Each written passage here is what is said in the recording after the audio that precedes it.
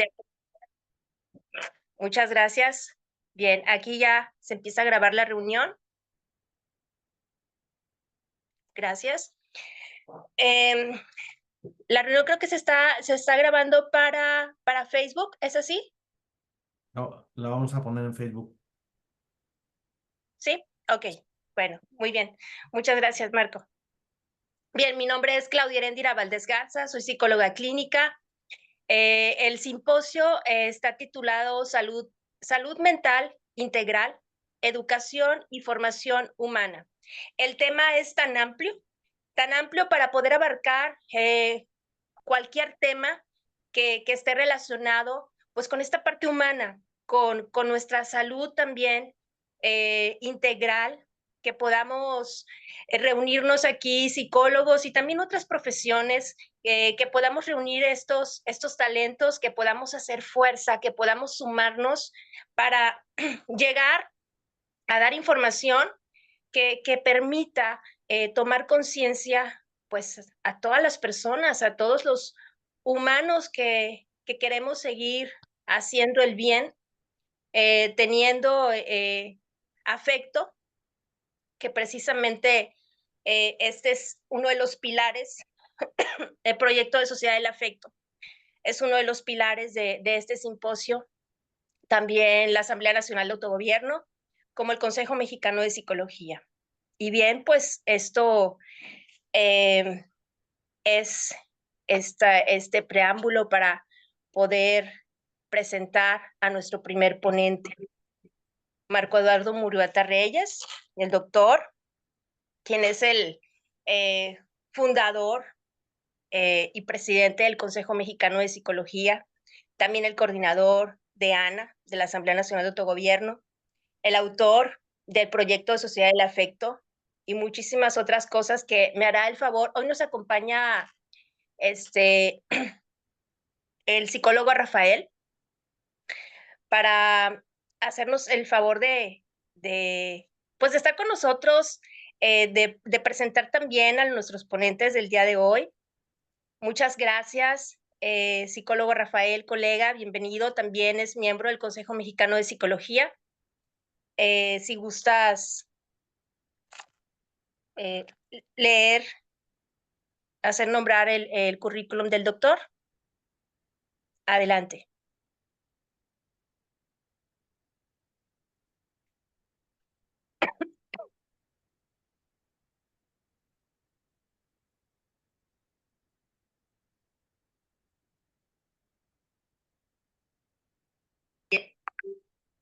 Bien, vamos a escuchar. Yo creo que tiene problemas con su audio que pasan en estas cosas en vivo. Muchas gracias. Retos de la tecnología. Sí, sí. Pues con mucho gusto hago presentación de nuestro primer ponente, el doctor Marco Eduardo Murrieta Reyes. Él es doctor en filosofía por la Universidad Nacional Autónoma de México, donde también estudió la maestría en filosofía y la licenciatura en psicología. Es autor de La teoría de la praxis.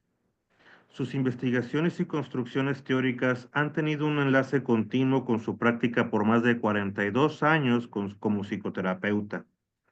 Tiempo similar al de su ejercicio docente en la carrera de Psicología de la UNAM Iztacala, tutor del doctorado de Pedagogía de la UNAM, presidente de la Asociación Mexicana de Alternativas en Psicología, es director del Manual Latinoamericano de Salud y Enfermedades Psicológicas, presidente del Consejo Mexicano de Psicología, director de la revista electrónica internacional Simbiosis de Educación y Psicología. Es coordinador general del Colegio de Certificación, Reconocimiento, Acreditación y Validez de Estudios y Saberes del Consejo de Transformación Educativa. También es coordinador general de la Asamblea Nacional de Autogobierno. Ha publicado ya 16 libros y múltiples artículos científicos en revistas de diversos países y ha recibido varios premios y distinciones por su labor científica, profesional y social. Si hubiese algo más para agregar contexto a nuestro ponente, doctor Marco Eduardo Murrieta, le cedo el micrófono en este momento. Pues muchas gracias, Claudia, muchas gracias. No tienes tu nombre ahí, ¿cómo te llamas? Rafael.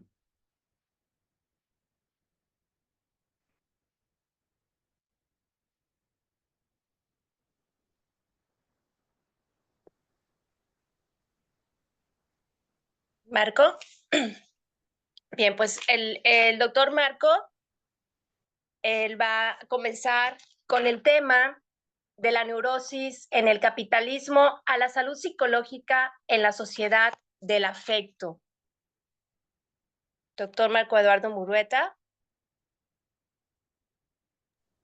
Vamos a dar unos segunditos en los que se restablece la señal con el doctor Marco. Sí, claro.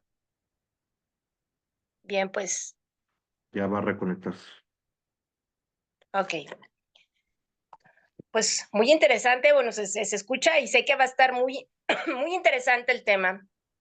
Muy interesante el tema, el doctor. Ya regresó. Ya regresó.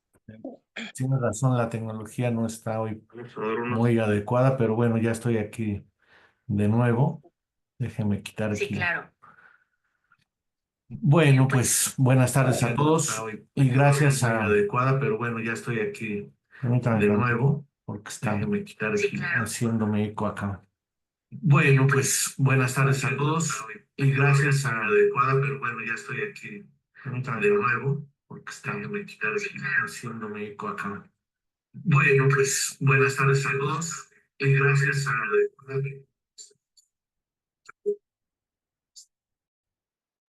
Está doble, se te oye doble, Marco.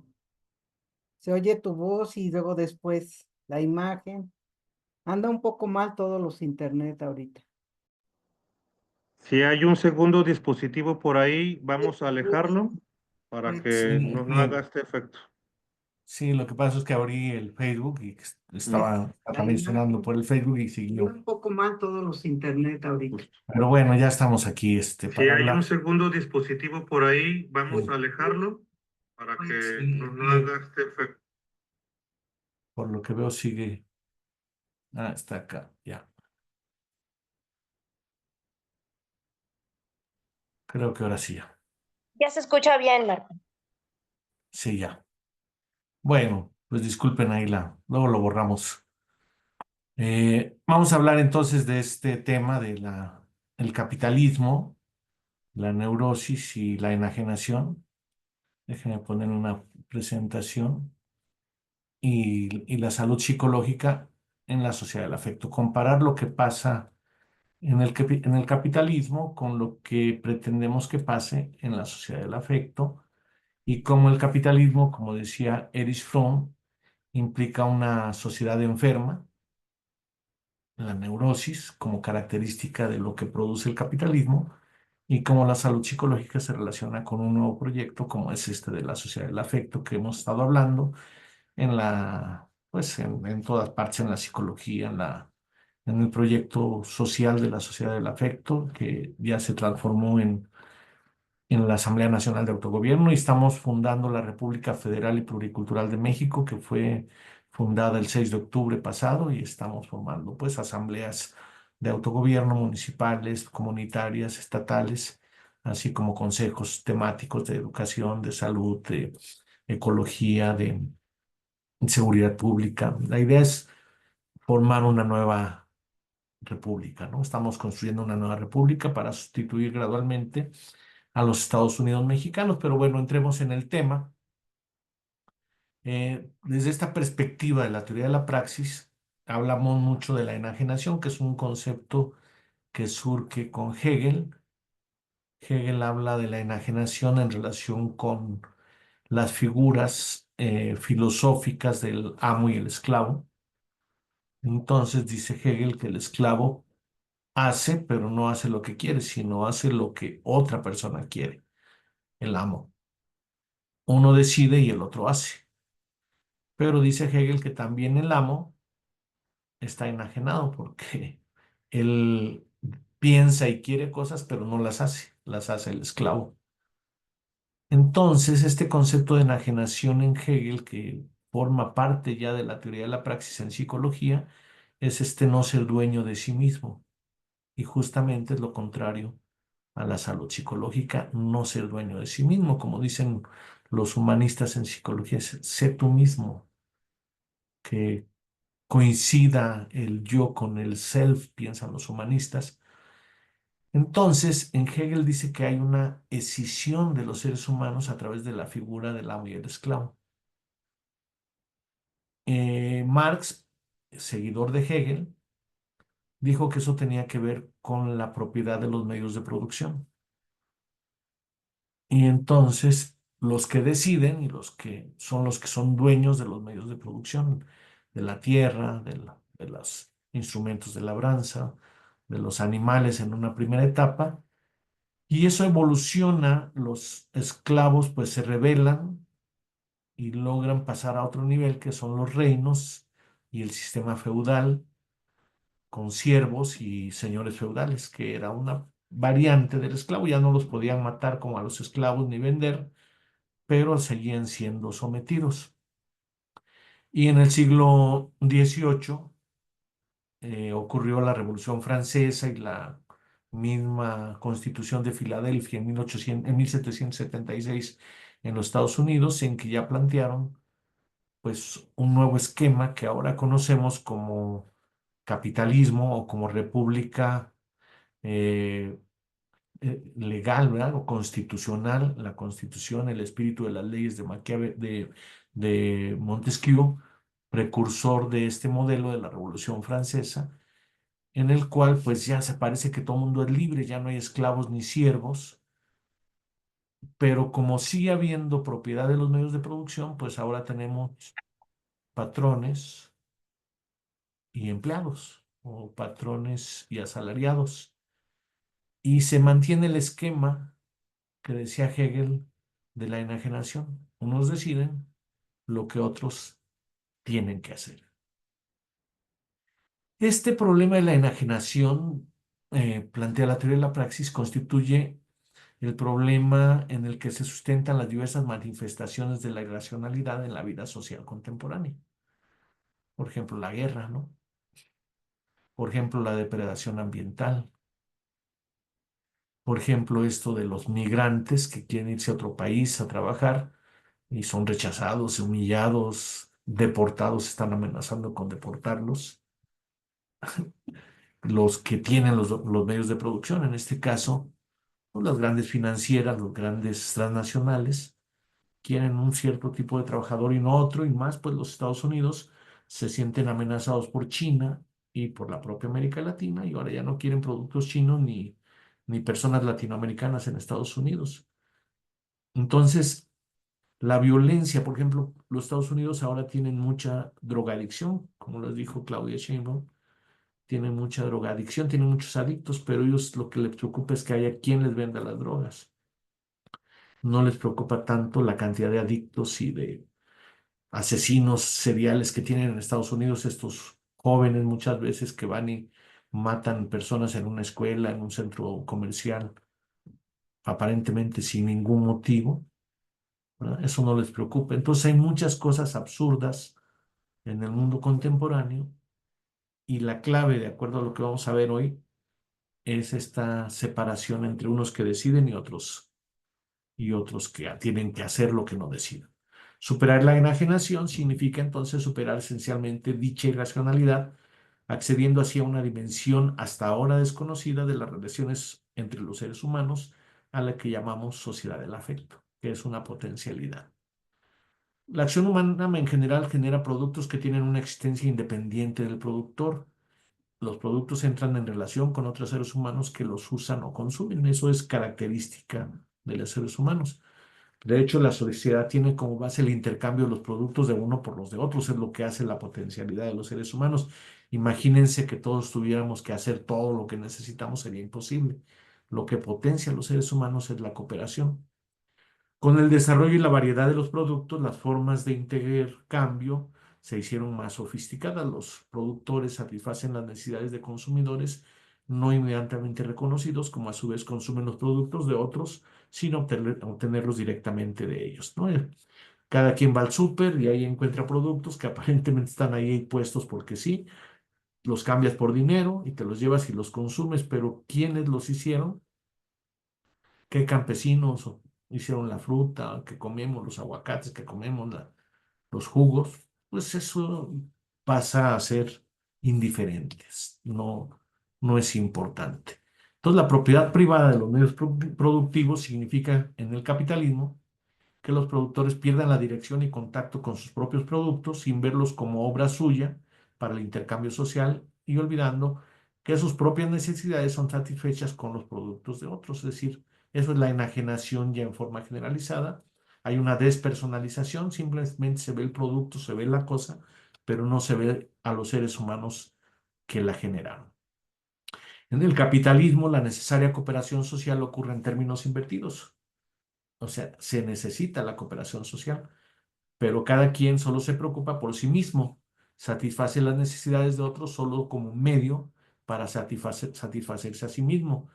El egoísmo y no es la fraternidad lo que prevalece. Ya ven que la Revolución Francesa tenía el lema de libertad, igualdad, fraternidad, pero pues muy poca fraternidad ha generado el modelo que produjo la Revolución Francesa. De hecho, ellos mismos, los de la Revolución Francesa, terminan, en cuanto tuvieron el poder, se empezaron a asesinarnos unos a los otros. Robespierre mandó guillotinar a Danton y poco después otro mandó guillotinar a Robespierre y así fue la década del terror de 1890 perdón, de 1790 a 1801, en que ya Napoleón dio el golpe de Estado y poco después, en 1804, se eh, asumió como emperador. Se había acabado propiamente la Revolución Francesa. Sin embargo, el modelo sigue hasta la actualidad. Ese es el modelo que siguen y es lo que llaman la democracia, aunque no es democracia, pero todos estos de que hablan de que México es una democracia y que se está perdiendo, son siguiendo el modelo de la Revolución Francesa, ¿no? Entonces, el trabajo enajenado constituye pues una permanente insatisfacción consigo mismo, un constante no querer ser lo que se es. Muchos luchan para pasarse al estatus de la clase dominante, a cuyos miembros se envidia y se desesperan, tratan de conseguir cada vez más dinero y más estatus y a la frustración por el trabajo se añade la frustración de sus anhelos, se vive en contradicción emocional y así se entra pues a lo que es la vida neurótica, que es justamente lo contrario de la salud psicológica. Es esa persona que no es dueña de sí misma entra en neurosis, hace lo que no quiere hacer, se irrita muy fácilmente, etcétera. Y en los casos más extremos se llega a la psicosis, que pues implica una pérdida de noción de realidad, la pérdida de sí mismo, sobre todo a través de delirios y alucinaciones. Y ya decía Erich Fromm pues en varios libros, pero en este caso en La Sociedad Sana, el psicoanálisis de la sociedad contemporánea, así fue su traducción al español. La persona enajenada no tiene contacto consigo misma, lo mismo que no lo tiene con ninguna otra persona. Dejan de conectarse emocionalmente, de sentir. Él mismo, como todos los demás, se siente como se sienten las cosas, con los sentidos y con el sentido común, pero al mismo tiempo sin relacionarse productivamente consigo mismo y con el mundo exterior. Carlos Orozco tiene el micrófono prendido.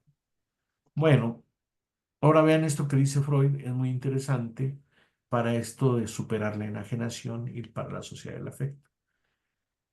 Freud pensaba que la acción racional tendría que ver con el principio de realidad a través de la identidad personal a la que él denomina el yo. El yo, dice, debe su origen a la relación con el mundo exterior, la interacción, podríamos decir. Pero en los estados patológicos, el yo vuelve a aproximarse más al ello, es decir, a lo que Freud consideraba el ello, que era la tendencia al placer inmediato y a la agresividad.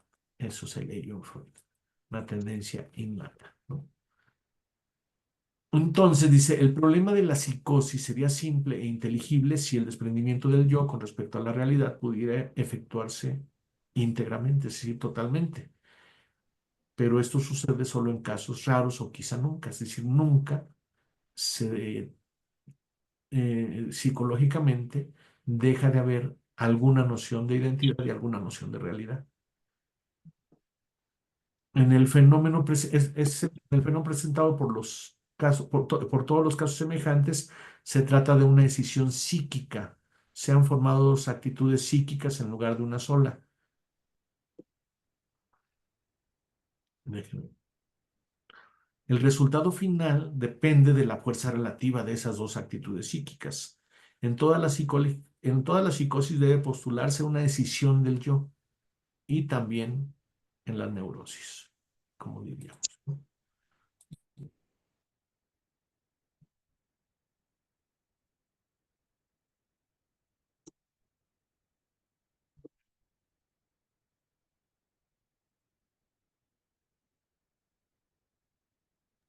Vamos a dar unos segundos en lo que se establece la conexión del doctor.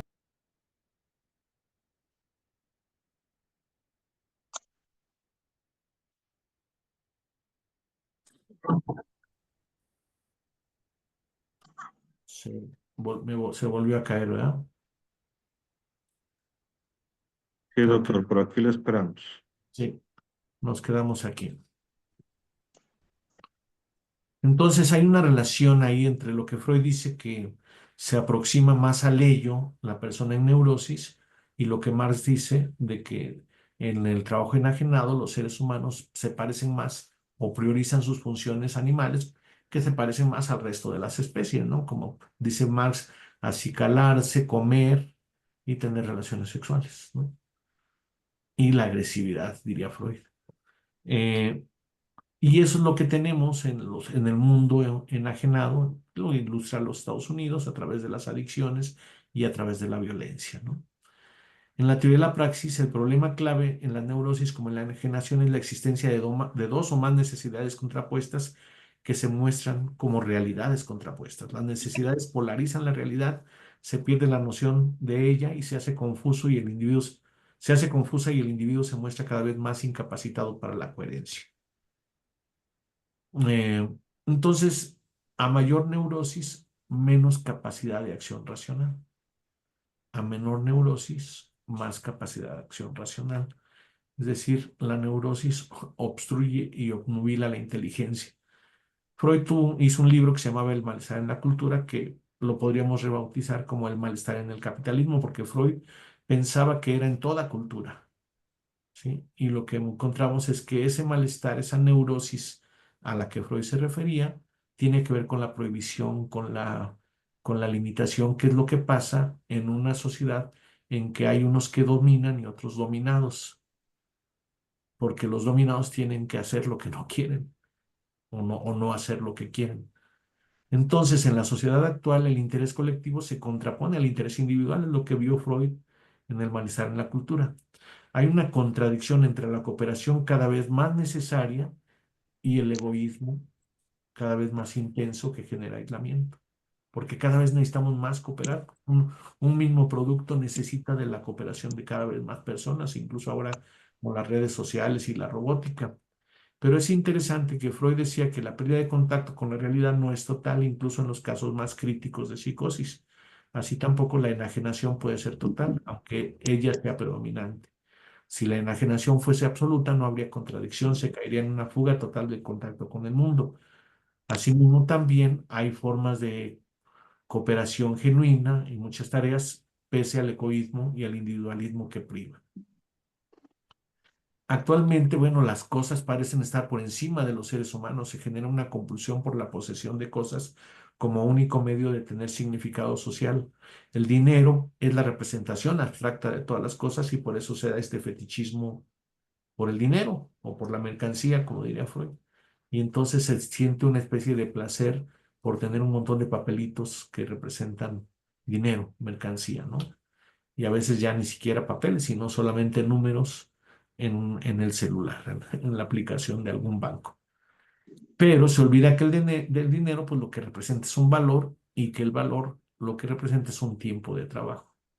Como les digo a algunos de mis alumnos, cuando tu papá, si tu papá es taxista y te da 200 pesos para que tú pues, compres un audífono, pues lo que te da es un tiempo de su trabajo en el taxi para que tú lo uses y tengas un audífono. Él le da no sé cuántas rutas a su taxi para poder darte ese dinero.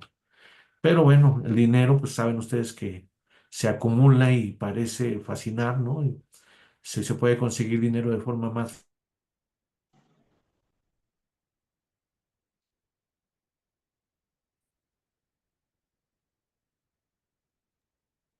Bien, esperamos al doctor. Creo que todos estamos teniendo fallas con la señal del internet y es comprensible. Muchas gracias, Claudia. Si hubiese alguna pregunta sobre el tema para el doctor, podemos colocarlo en los comentarios y se lo hacemos llegar. Sí, los billetitos por sí mismos, ¿no? Se vive en la apariencia y la fantasía. Por la propia enajenación, los seres humanos se atienen a lo más inmediato como individuos aislados, perdiendo paulatinamente su identidad real como humanidad, como pueblo, como entidad colectiva. Y de ahí, pues, miren lo que está pasando en Gaza y lo que pasa en Ucrania. Como efecto del malestar emocional, los individuos y los colectivos reaccionan con dosis aún mayores de agresividad hacia los otros. Cada gesto de agresividad tiende a generar otros recíprocos más intensos hasta llegar a extremos terribles y amenazar incluso la subsistencia misma de la especie humana. Cada vez están más aterrorizados los poderosos ante sus propios competidores y se genera la vorágine compulsiva de lograr más y más poder económico y agresivo militar para evitar el acoso constante de los otros, llegando prácticamente a la paranoia psicótica que desemboca en las guerras mundiales y en un arsenal nuclear que pone en riesgo la subsistencia misma de la humanidad. Ahora bien, la superación de la neurosis consiste en ese reapropiamiento de la realidad mediante la organización y unificación del mundo colectivo con la espontaneidad de la praxis. La enajenación es la separación entre el deseo, la espontaneidad y la organización colectiva. Entonces, la superación de la neurosis lo que implica es la integración de uno y otro, ¿no? Si la enajenación constituye la oposición entre el interés colectivo y el interés individual, su superación consiste en hacer coincidir a ambos. La reafirmación de la identidad colectiva dará pauta a la reafirmación de la identidad individual y entonces no habrá violencia, no habría desconfianza, sino todo lo contrario, ¿no? Entonces, en el capitalismo tenemos una separación, una decisión. El colectivo que te impone un deber y el individuo que quiere ciertas cosas de manera espontánea. Entonces, nosotros lo que proponemos es, a través del afecto, llegar a la salud psicológica, integrando lo que se requiere colectivamente, también es lo que le nace a la persona, al niño, al adolescente, al individuo. Y esta integración solamente es posible mediante el afecto, por eso el concepto de sociedad del afecto. No es posible, si cada quien hace lo que quiere, pero no hay afecto, normalmente chocan, ¿no? Pero ¿qué es el afecto? Es la palabra general para referirse a sentimientos como amor, amistad, estima, compañerismo, camaradería. Tener afecto es sentir como propio lo que le sucede a otros. Y también sentir que una persona sienta que lo que le sucede a esa persona, los demás también lo perciben, lo sienten. Y aquí está una clave en la motivación intrínseca versus la motivación extrínseca. En el capitalismo todo se supone que se hace por motivación extrínseca, que es el dinero, el pago o la conveniencia, como se dice. Pero la conveniencia, la motivación extrínseca, por ejemplo, si un niño hace la tarea para que lo dejen ver la televisión, cada vez va a querer hacer menos la tarea y se le va a hacer más pesada. Lo que quiere es ver la televisión. Lo bonito sería que quisiera hacer la tarea, que le pareciera interesante. Entonces nosotros pensamos que en la sociedad del afecto puede haber libertad, que cada quien haga solamente lo que quiere hacer y que no haga lo que quiere hacer. Pero eso implica la afectividad. Por un lado, sí la captación de las vocaciones y talentos, es decir, que la persona, si le gusta tocar música, pues que toque música, si le gusta pintar, que pintar, y si le gusta hacer deporte, fútbol, que juegue fútbol, si le gusta ser inventor, que sea inventor, que sea lo que quiere hacer. Y así, por eso dice Nietzsche, desde esta perspectiva, que lo bueno, lo que es bueno, dice Nietzsche, es la sensación de poder, la voluntad de poder y el poder mismo. Sentir que puedes, querer hacerlo y sentir que lo estás haciendo.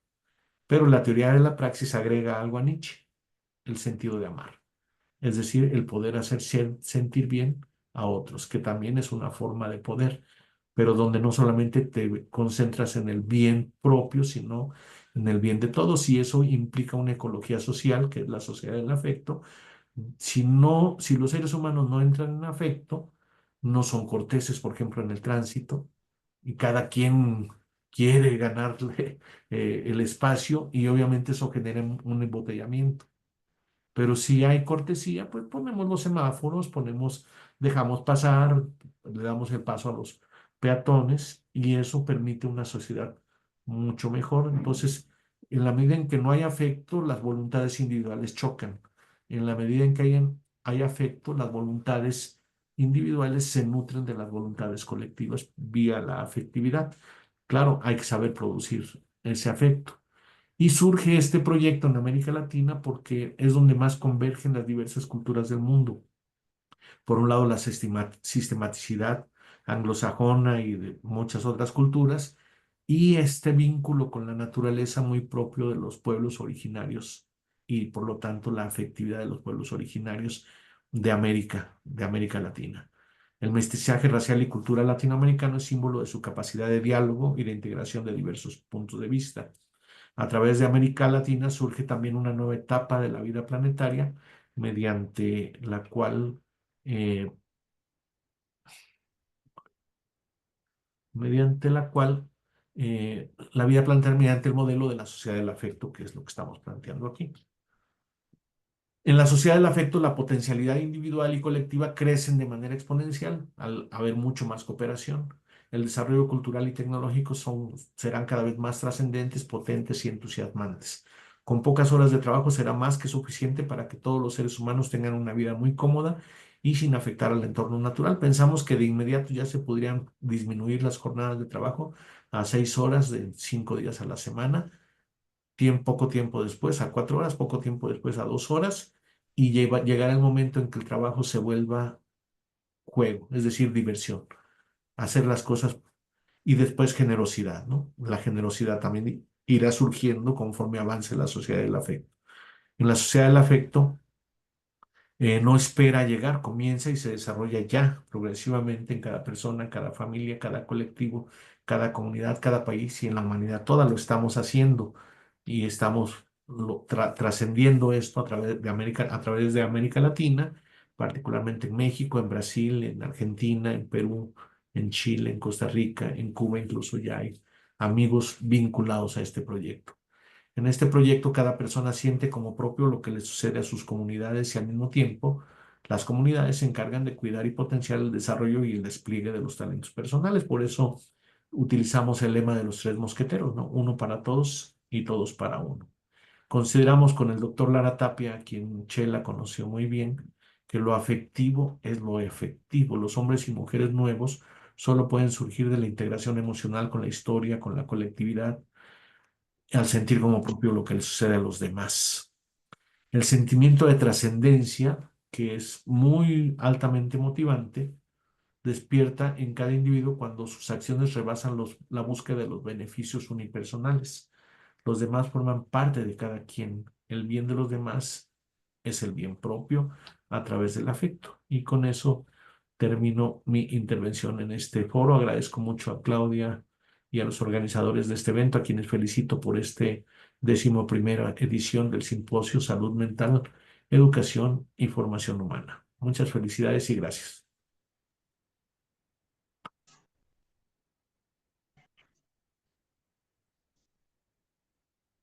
Muchísimas gracias, Gracias, doctor, Marco. perdón, Adelante, por Rafael. esta propuesta que desafía el aparato neurotizante a través de este ejercicio de poder ecológico a través del afecto. Muchas gracias, doctor. Si hubiese alguna pregunta para, para nuestro ponente.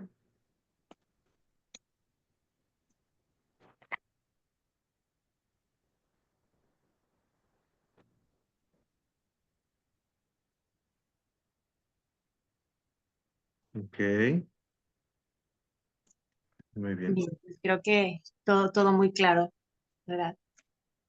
Muchas gracias, Marco. Felicidades, doctor.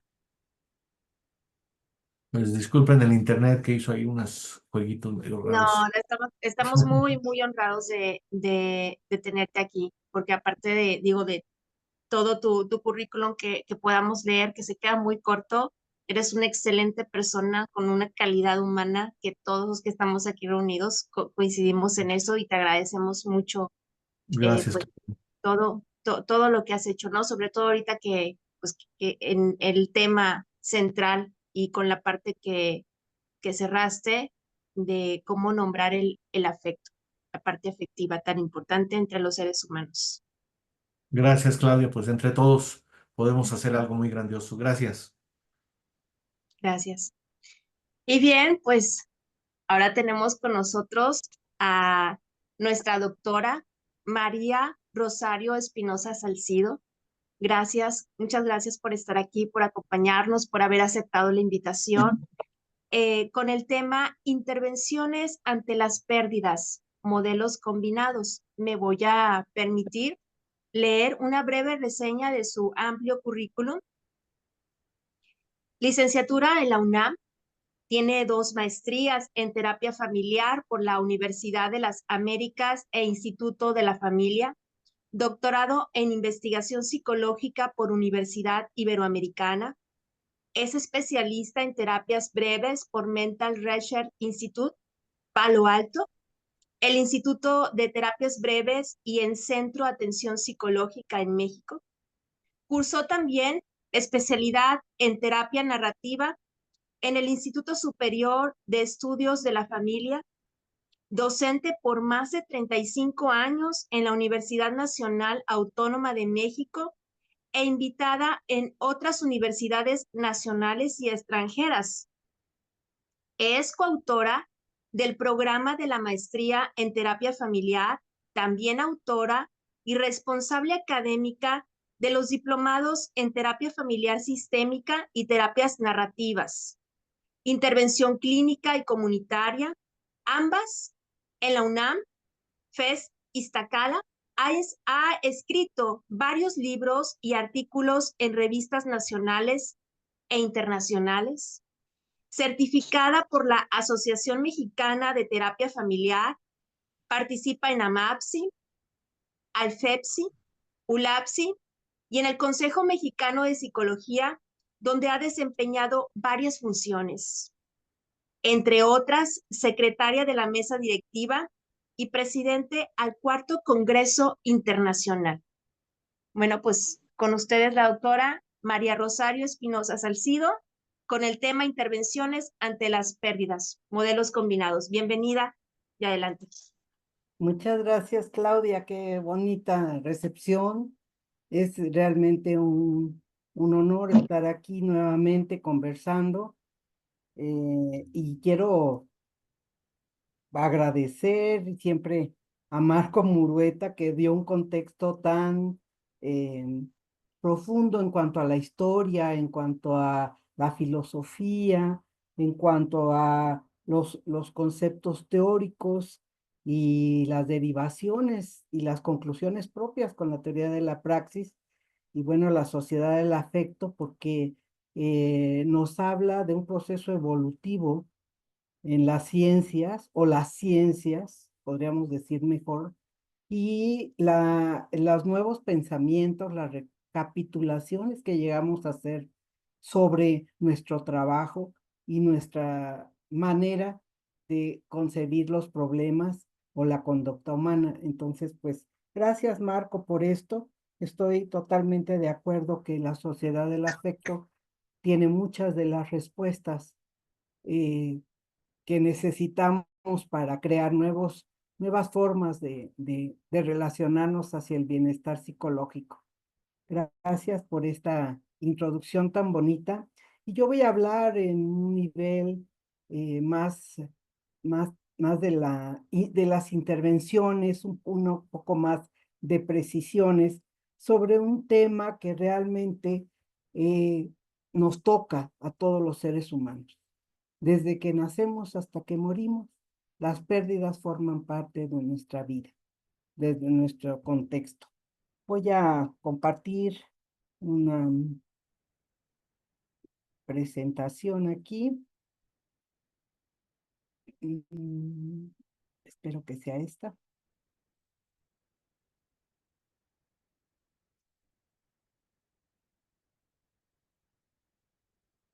Ahí está.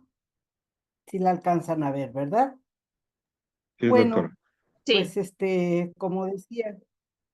como decía, estoy agradecida con Marco. Me parece que ahora estamos teniendo una apertura en lo teórico, en lo conceptual, en el concepto de contexto, que ha permitido el desarrollo de modelos propios o modelos que tal vez sean importados, pero como diría Michael White, los hemos tropicalizado.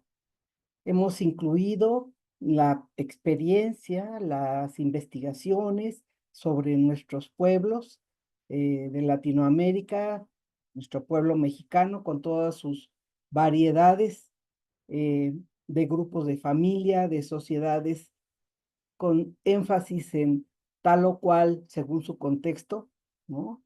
Aunque no estamos permeados por cuestiones más de tipo de género, como todos los países, pero en fin. Así que ahora hablemos de cosas un poco más como guías o como ideas para ustedes que pudieran aplicar en sus consultorios o en la práctica comunitaria.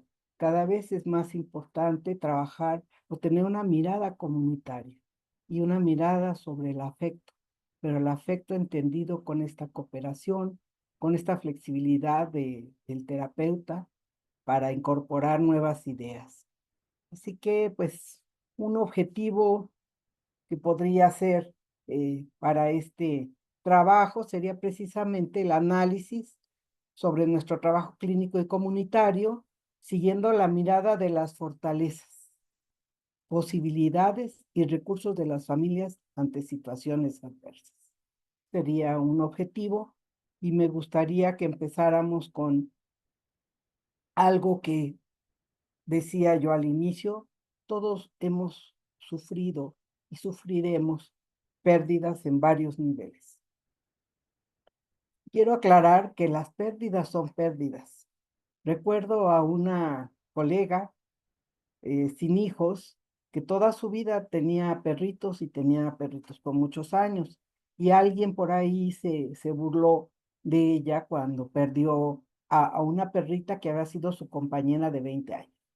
Creo que hay que sensibilizarnos porque las pérdidas precisamente acarrean un duelo y la intensidad del duelo no es propiamente por el objeto, por la naturaleza del objeto, sino por todo el valor y el significado que tienen nuestras vidas, las aportaciones que esa situación, esa persona, ese objeto haya dejado como huella en nuestras vidas.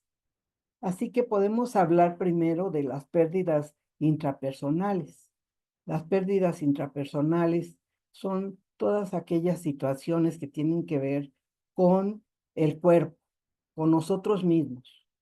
Aquí creo que es importante recordar a las personas que por una enfermedad o un accidente han sufrido ya sea problemas en la cognición o problemas motores importantes. Nuestra ciudad está llena de jóvenes que cada vez quedan con algunas secuelas por muchas circunstancias, entre ellas las drogas, o también por situaciones de accidentes que son mucho más frecuentes entre los jóvenes.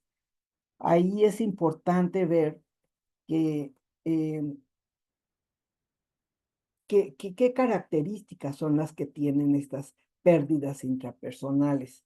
Por ejemplo, pueden ser la gravedad de los mismos, la limitación que produce la edad de quien la vive, pero es algo que siempre debemos de tener presente. Hay cuestiones que tienen que ver con el sí mismo y estos diálogos internos, por supuesto, dentro de un contexto, pero hay que tenerlas muy presentes con un mundo en violencia, como lo estaba comentando ya Marco Murueta.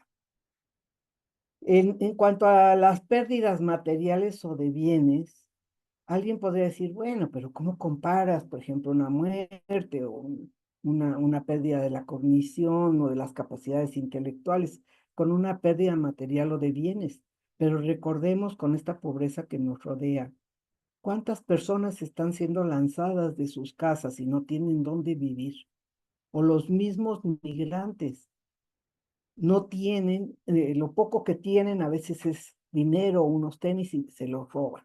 Entonces, estas cuestiones, también las catástrofes, a cada rato explotan, se desbordan los ríos, hay inundaciones, explotan por diferentes situaciones, casas, en fin, bombazos, ya no digamos en la situación de guerra, que son palabras mayores, pero pensemos en nuestro contexto, la colonia de la esquina, la colonia de Acapulco, por ejemplo, que es un poco más conocido para nosotros.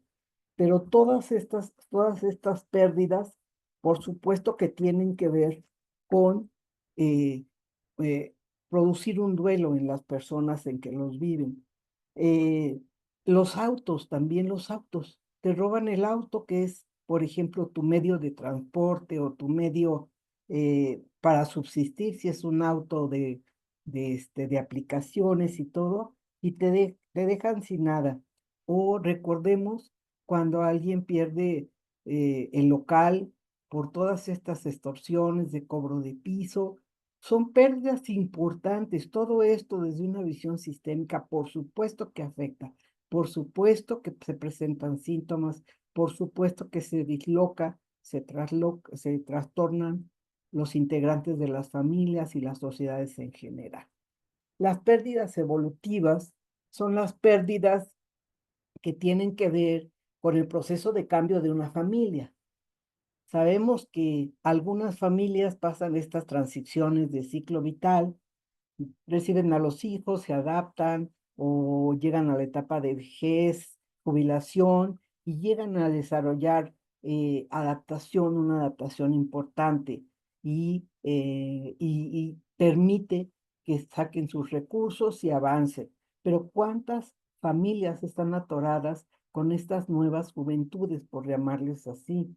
Hay unos cambios que han sido tan rápidos que los padres ya luego no saben cómo manejar a los hijos, o los hijos están también teniendo, sobre todo los jóvenes, nuevas aspiraciones, expectativas que no habíamos pensado en mucho tiempo, ¿no? Ahora hablamos de que no se quieren casar, ya tienen perrijos, prefieren en lugar de comprar una casa, tienen roomies, y todas son cosas que debemos de tener pendientes porque estos cambios evolutivos exigen adaptaciones, pero no adaptaciones a como yo creo que debe ser la familia. Adaptaciones quiere decir poner en juego lo que tengo, lo que la sociedad me ofrece, las opciones para seguir adelante y ser feliz dentro de mi proceso de crecimiento del nacimiento hasta la muerte. Las pérdidas relacionales. Creo que las pérdidas relacionales son las que, o las interpersonales también podríamos llamarles, son aquellas donde tiene que ver con el otro. Las pérdidas de este tipo eh, son cada vez más frecuentes. Ahorita, después de la pandemia, en el periodo de la pandemia, ¿cuántas muertes hay? Muertes de gente joven, con infartos por todas las presiones económicas y sociales. Ayer falleció una persona conocida de 54 años, un joven realmente, por un infarto.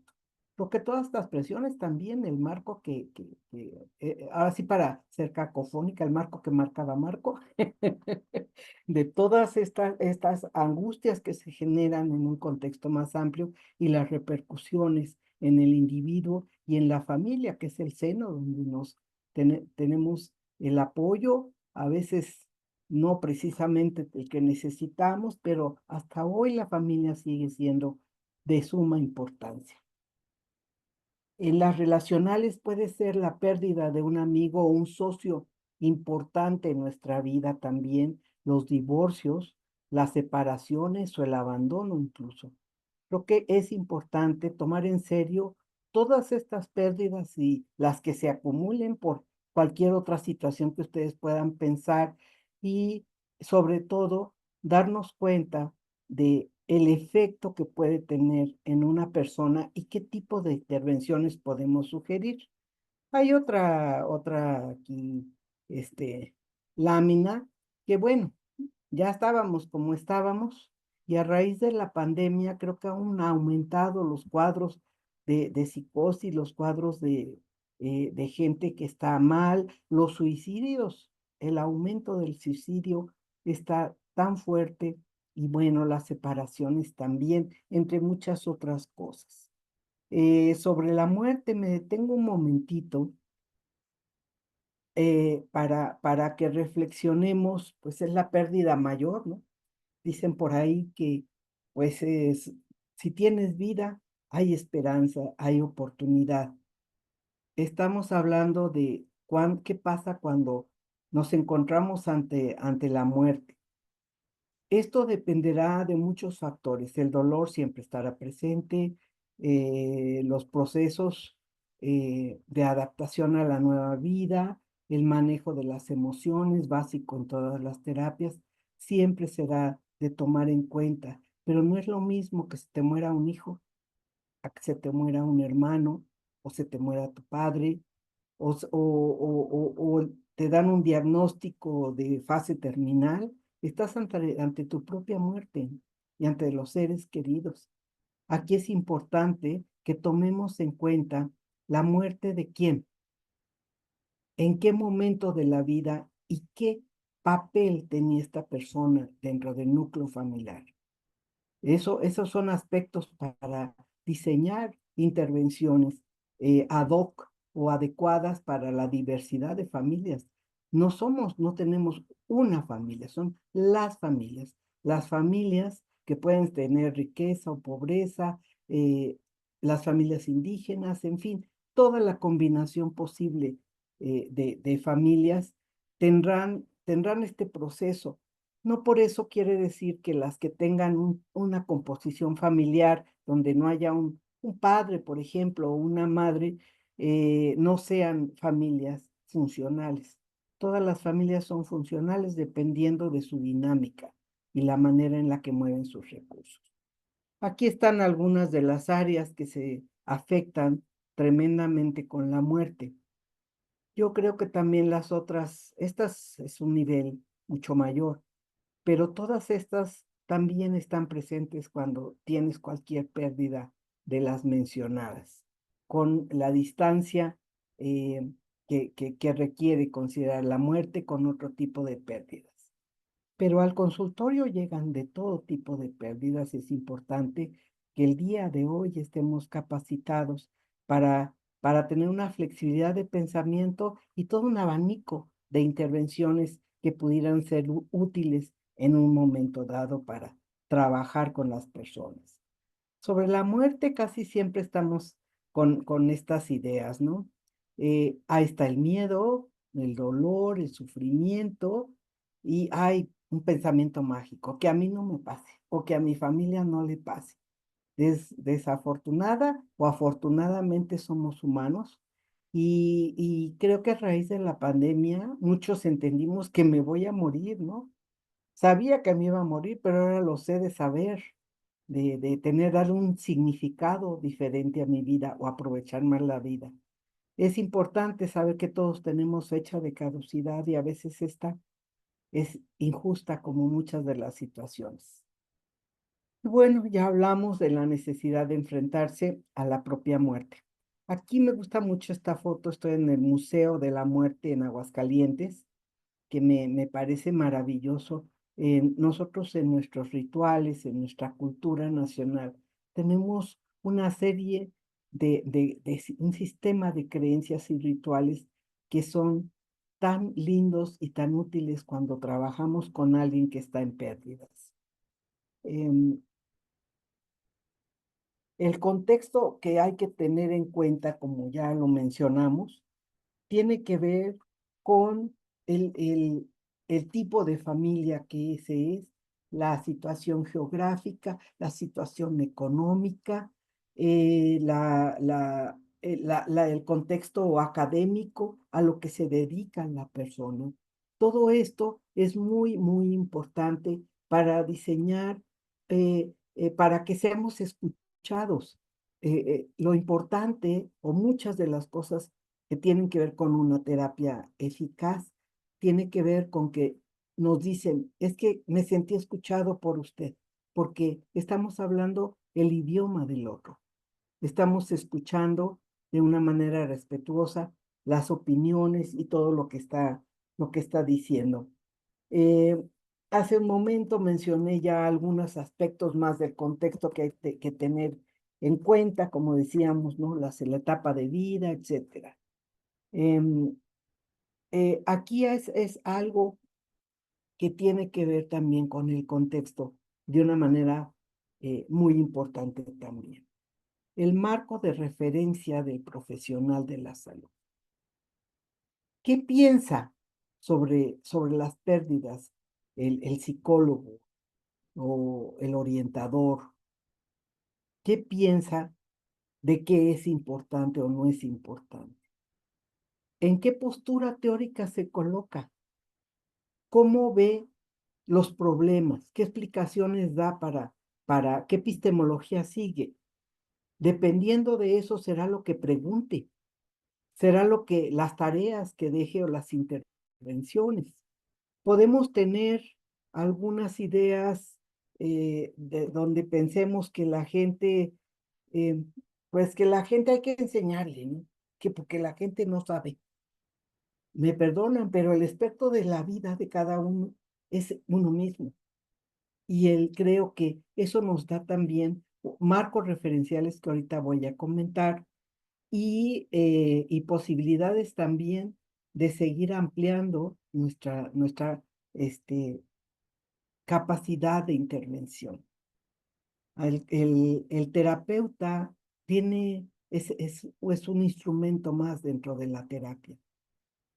Cuando estamos en terapia familiar, terapia de pareja, individual, es como tocar una melodía donde ambos danzan bajo ciertas condiciones y se pretende sacar una melodía donde haya un bienestar psicológico, donde haya un bienestar familiar. A mí me gusta mucho poner esta definición de familia porque te da muchos tips, no nada más es ahí la familia, la institución de la sociedad o la institución más importante. Como todas las definiciones, tal vez le falte algo que ustedes podrían agregar, pero si pensamos en un sistema dinámico de relaciones interpersonales, estamos pensando en un grupo tal vez, ¿no? Relaciones recíprocas, es decir, nos afectamos mutuamente para bien o para mal. Y aquí sale nuevamente la influencia de los contextos, la influencia los cambios sociales y los procesos sociales e históricos, como más o menos esbozó desde su perspectiva Marco. Y también pensar que la familia no es un lugar del déficit o del dolor o de la angustia. La familia es fuerte, la familia resuelve, la familia pone en juego, estemos o no estemos los psicólogos, muchos de sus recursos para salir adelante en las situaciones de crisis y de pérdidas. Es una invitación a pensar así en la familia. Y si pensamos así en la familia, vamos a tener que abrir nuestro abanico también de las epistemologías que nos enseñaron, donde la familia no es que esté dañada, ¿no? No le falta algo, o que es disfuncional, o que todo lo que hace está mal o tiene una patología que no se puede o se tiene que hacer de manera muy complicada o entenderla de muchas maneras. Yo prefiero que nos enfoquemos en modelos de intervención que retoman algunas de las cosas que estaba diciendo Marco, pero bueno, estos son ya modelos específicos, pero está el creer en el bienestar, en creer en que la gente puede hacer las cosas y tener cambios. Aquí tenemos modelos que parten desde el constructivismo y desde el construccionismo social, y probablemente la persona que sigue, que va a hablar sobre resiliencia, pueda profundizar un poquito. A mí me gustaría darles un esquema y finalizar con algunas intervenciones posibles. Por ejemplo, si ustedes tienen una visión sistémica de las relaciones humanas, donde está la influencia mutua, etcétera, etcétera, pueden pensar en términos de soluciones. ¿Cuáles soluciones tiene una familia que le han funcionado y ahorita que está en las pérdidas, podría tal vez tener algunas conversaciones sobre esos recursos? Pensar que la familia puede cambiar es importantísimo. Yo doy formación y resulta que a veces los alumnos tienen el cambio, estamos en la supervisión y no lo ven. Dijo, bueno, pues es que ya estoy más tranquila. Y dice, cuando se sienta usted más tranquila, ¿qué va a pasar? Pero si el cambio ya está, ¿no? Hay muchos estilos de cooperar. Aquí creo que eso es importante. La cooperación ya se mencionó en la conversación anterior, pero hay muchos estilos de cooperar. Hay que hacer terapias a la medida, ya lo mencioné, y cuando la familia está en crisis, hay que trabajar y hablar sobre lo apreciado. Puede ser el legado del que se fue o lo que nos dio, lo que se perdió, y evocar siempre ¿cuándo es cuando las cosas marchan bien? ¿Qué hace usted diferente? ¿Cómo lo hace? Evocar los recursos. Los recursos pueden ser desde la espiritualidad, que es un tema que estamos retomando muchísimas personas desde hace muchos años. Normalizar situaciones que pueden ser normalizadas, no irnos a lo catastrófico. Y ver qué cosas han hecho que no les han funcionado para dar cambios de 180 grados. Son algunas de las ideas muy rápidas de los modelos de este tipo. Las terapias que tienen que ver con contar historias, con reescribir la vida y con ver al otro desde un marco horizontal del respeto y construir diálogos sobre los diálogos, donde el lenguaje es constitutivo de muchas de nuestra personalidad definitivamente, debemos de trabajar con ideas donde la persona es la persona y el problema es el problema, y generar o colaborar en conversaciones exentas del problema, donde la persona tenga poder sobre sus decisiones. Hablábamos de cómo se marcan desde arriba muchas ideas y somos como títeres. Aquí, cuando la persona tiene agencia personal, puede tomar mejores decisiones. Cuando conoce más sobre su identidad, que es cambiante, puede tomar mejores decisiones y rebatir aquellas cosas que le dijeron, ¿no? Que lo convierten en el problema. Y el tercer modelo que yo he trabajado, sobre todo lo trabajé en mi tesis doctoral, es la resiliencia sistémica, la resiliencia familiar sistémica. Ahí vienen una serie de postulados con Froma Walsh, que les recomiendo el libro, que dice que la resiliencia aparece en momentos difíciles, se desarrolla a través precisamente de situaciones de mucha penuria, que no siempre el que es hijo de padres alcohólicos va a ser un alcohólico, o el de hijo de padres violentos va a ser un violento. Aquí la resiliencia surge en situaciones difíciles, y aquí sería bueno recordar cómo estamos educando a nuestros hijos, cómo se están educando a las nuevas generaciones sobre que les estamos evitando que resuelvan problemas. Tal vez deberíamos enfrentarlo, que los resuelvan, para que encuentren fortaleza y resiliencia individual, social y familiar. Aquí hay tres grandes temas que contemplan la resiliencia sistémica, que es trabajar con el sistema de creencias.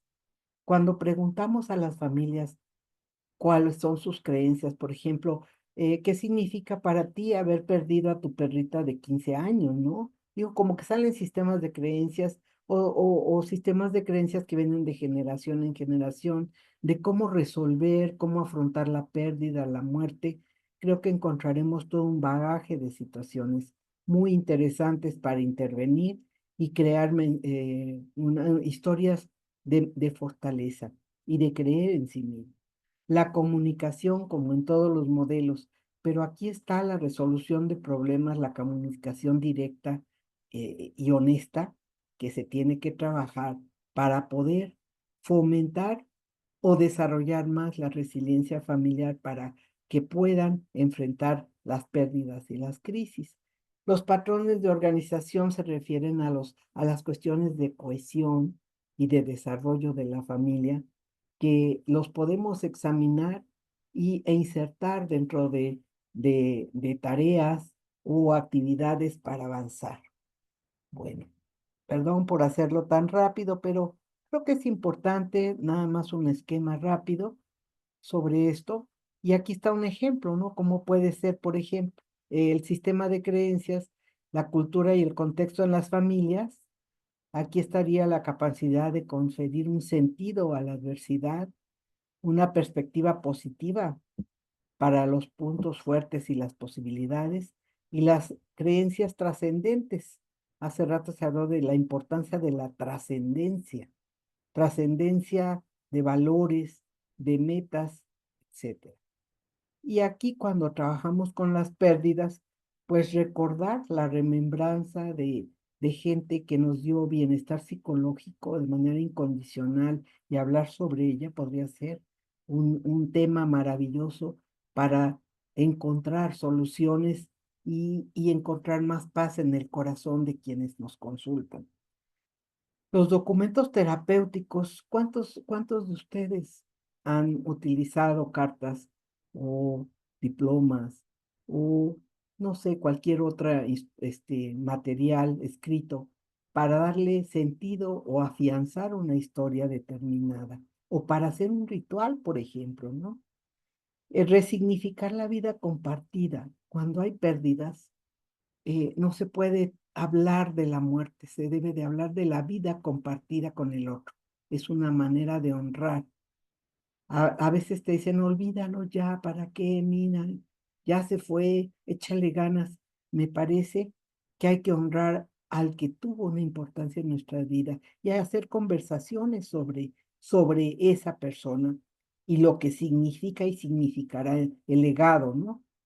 Y bueno, hablar mucho sobre el vínculo actual que puede uno tener cuando la persona no se ha ido y las pérdidas son de otro tipo. ¿Qué pasa con los vínculos actuales? ¿Cómo fortalecerlos? Y bueno, pues conversaciones de reautoría donde muchas historias que están ocultas o alternas que no se han valorado, adquieren un valor diferente y las personas pueden encontrar historias dominantes de fortaleza, de éxito, de bienestar, según lo que requiere. ¿Cómo estoy de tiempo? Aquí hay unas guías breves que podríamos ocupar, ¿no? Hablar sobre creencias que reflejen fortalezas ante la pandemia u otra enfermedad, en búsqueda de metas comunes ante las crisis, cuáles son los valores presentes o pasados, o revaloración de qué, de personas, de situaciones, de momentos. ¿Cuáles son las habilidades que ha demostrado la familia ante situaciones críticas? ¿Cuáles han sido y son las personas significativas que son ejemplo de apoyo y por qué? Es cuando necesitamos esas voces. Tenemos que rescatar en las conversaciones los sentimientos de orgullo o satisfacción por, por lo bien hecho, el uso del humor siempre en todas las terapias debe de estar presente. Y por supuesto, ¿cuáles son las expectativas de bienestar en las diferentes áreas de vida? Me parece que esta es una guía que podrían hacer sus propias guías ustedes para cómo trabajar con modelos que ensalzan los recursos y ayudan al fortalecimiento de las personas. No sé si hasta aquí llegaremos porque pues luego vienen algunas intervenciones posibles. El tiempo como está, Claudia, Yo creo que ya llegamos a la conclusión, doctora.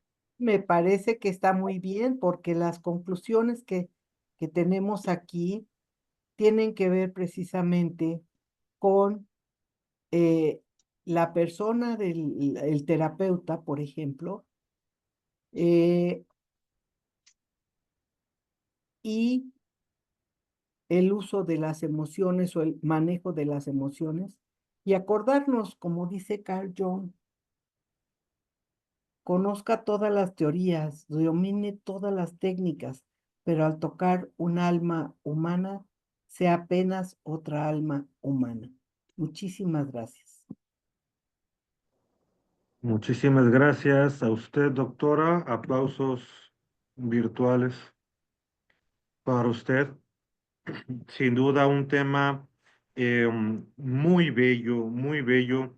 Llama mucho la atención, por ejemplo, como como usted lo llama, modelos combinados que pareciera que se apoyan mutuamente, hay cierta coherencia, por ejemplo, bastante coherencia, por ejemplo, cuidando esta cuestión de la organización, que son estas pautas que sostiene la familia, que se pueden averiguar a través de algunas preguntas, lo cual nos va a dar el contexto, ser una familia en conflicto, cuáles son las circunstancias, ¿no? que hay atrás del duelo.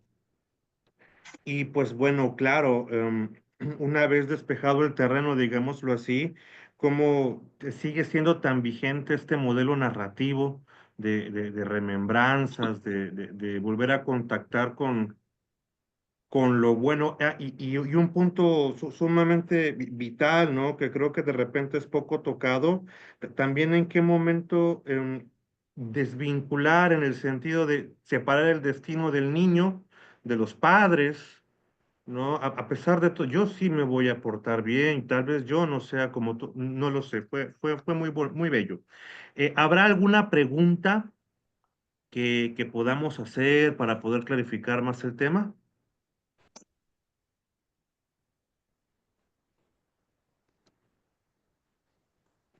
Bueno, mientras se genere alguna pregunta, yo quiero hacer un comentario que suma. Primero, pues agradecer a la doctora Rosario y felicitarla también. Muchas felicidades. Me gustó la parte, doctora, donde tocaste el tema de la terapia es como tocar una melodía.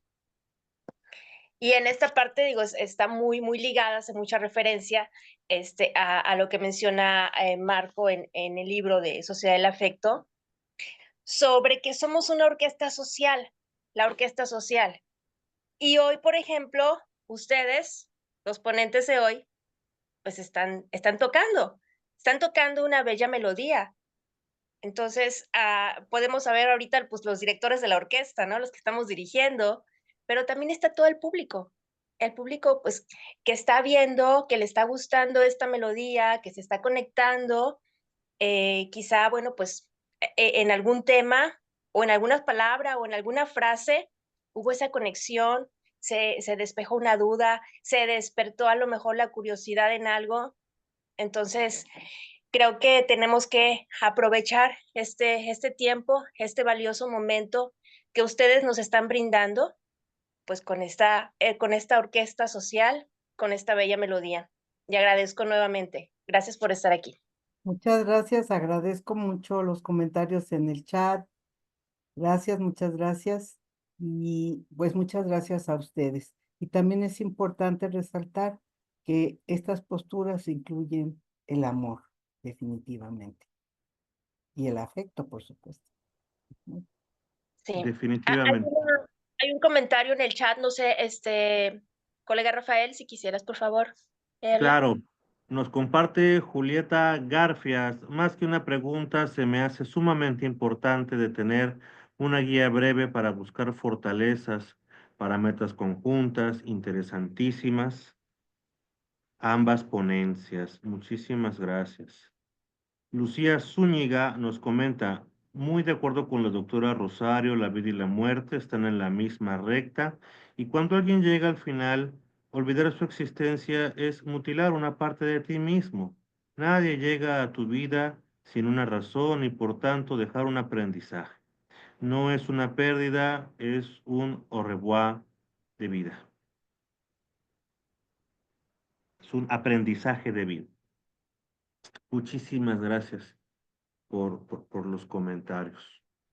Bueno, continuando con el programa del evento, quisiéramos por favor que conozcan, presentarles a la maestra Jacel Elizabeth Martínez González, quien nos va a compartir el tema de resurgir ante las adversidades.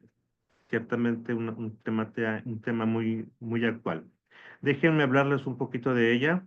Ella es psicóloga por la Universidad Autónoma de Baja California, tiene una maestría en psicoterapia breve sistémica, diplomado internacional avanzado en psicoterapia breve sistémica, diplomado en psicoterapia breve sistémica avanzada y en hipnosis ericksoniana por el Centro de Crecimiento Personal y Familiar, diplomado en cultura de la paz, cuenta además con un diplomado en resiliencia aplicada y un diplomado en vida saludable.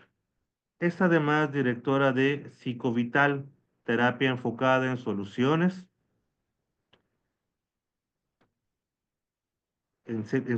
terapéuticas, y es autora del capítulo La resiliencia como solución, fortaleciendo los recursos de las personas con discapacidad, del libro La discapacidad como inspiración para el cambio, con la autora. Y es autora del juego de mesa ¿Quién es quién? Además de eso, es ganadora del premio Psique de Oro 2023 y premio de Psicología y Salud Mental para la Paz Jalisco 2023. Y pues notoriamente un maravilloso exponente de la escuela de Ruperto Charles. Adelante, adelante, ponente. Muy bien, pues muchas gracias. Buenas noches a todos y todas las presentes el día de hoy. Pues yo el día de hoy les voy a compartir un tema que la verdad a mí me gusta mucho y me apasiona.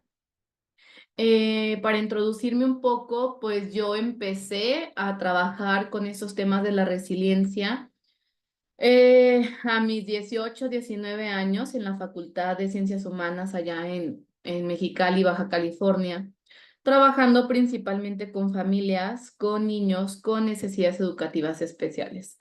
Era una labor muy bonita que me llenaba mucho y bueno, pues me encantó el tema, me apasioné por el tema de la resiliencia y empecé a trabajar en otros ámbitos. En la pandemia, ya trayéndolo más a la actualidad, me tocó estar trabajando con un grupo de casi 150 y tantas mujeres que estaban siendo atendidas en una asociación civil que previene todo esto de la violencia en las mujeres y su objeto social es todo esto de la perspectiva de género, la igualdad de género. Y la atención se paró en la asociación cuando comenzó la pandemia y entonces recuerdo que la presidenta dijo, pues, ¿qué hacemos? Pues vamos a dar talleres en línea y a mí se me ocurrió un taller que le llamé Florece ante las adversidades. Y empezamos a ver todo esto que ya también platicaba la doctora Rosario, cómo estas mujeres estaban viviendo situaciones adversas, difíciles, complicadas, había en sus hogares dificultades económicas, algunas se quedaron sin trabajo. Y lo más delicado, lo más doloroso y lo más triste, pues fue cuando empezaron a llegar las pérdidas. Las pérdidas por COVID, no solamente de un familiar, sino algunas familias, pues de varios familiares. Me tocó un caso de una chica que perdió a su mamá, a su papá y a su hermano. Entonces, ante esta situación que se estaba viviendo, pues empezamos a hacer este taller. Lo trabajamos todo con el modelo de terapia breve sistémica, el modelo centrado en soluciones, que pues aprendí aquí con el doctor Ruperto Charles desde hace ya casi 9 años. Y pues fue un acompañamiento muy bonito, fue pues casi 1 año y medio de estar trabajando sesiones de talleres.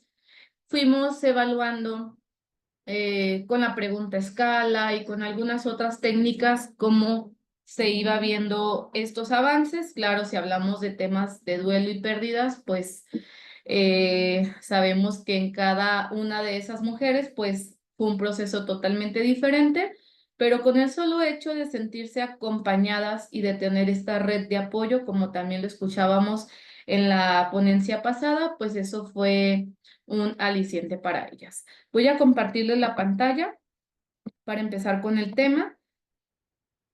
Y aquí seguimos nuevamente hablando de estas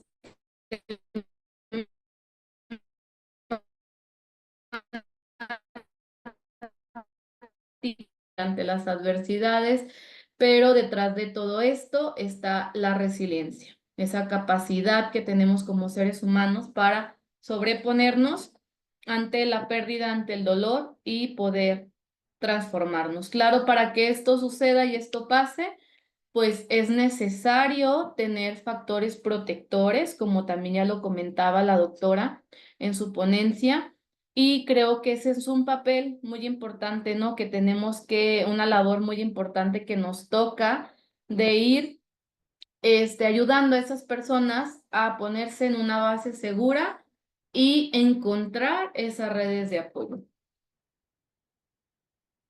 Voy a hablar todo esto desde el modelo Mieses, que es el modelo integrativo de enfoques sistémicos enfocados en la solución y la terapia breve. Es un modelo efectivo, es un modelo breve, es un modelo inocuo, no le hace daño a nadie, es un modelo pues diseñado bajo un marco epistemológico basado en la teoría de sistemas. Su eje central de este enfoque es la parte solucionista y son intervenciones clínicas que van a favorecer al cambio positivo del cliente. Identificamos qué está pasando, qué está sucediendo, desde cuándo, que es como conocer todo este ciclo sintomático que ha estado sucediendo, desde cuándo empezó con estos síntomas nuestro consultante y detectar la situación para disminuir eso que incomoda, eso que afecta, eso que entristece, eso que estorba y no permite avanzar e incrementar todo aquello positivo que la persona en esos momentos está necesitando en su persona.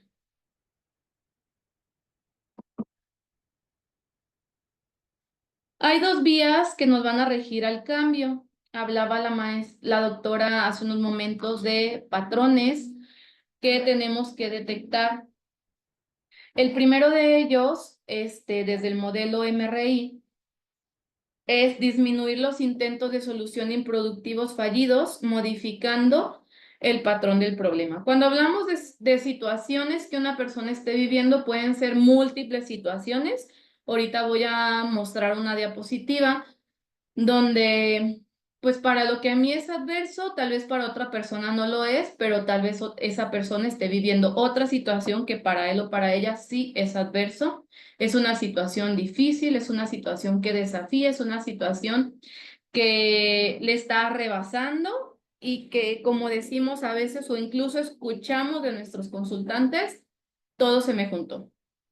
O por ahí un libro que a mí me sirvió mucho y que cuando falleció mi madre yo empecé a buscar libros pues de duelo y libros que me pudieran ayudar recuerdo este título del libro, a la niña que se le vino el mundo encima, ¿no? Ya se me vino el mundo encima, ya todo se me juntó y para salir de esa situación a veces intentan cosas, pero esos intentos son improductivos, no los llevan hacia un bienestar, hacia un equilibrio, hacia la solución, sino que se mantiene el problema o se puede estar agravando. Tal vez en vez de convivir con alguien, platicar, buscar a alguien de confianza, expresar cómo me siento, me aíslo, me quedo en casa, me alejo de las personas, de mis seres queridos.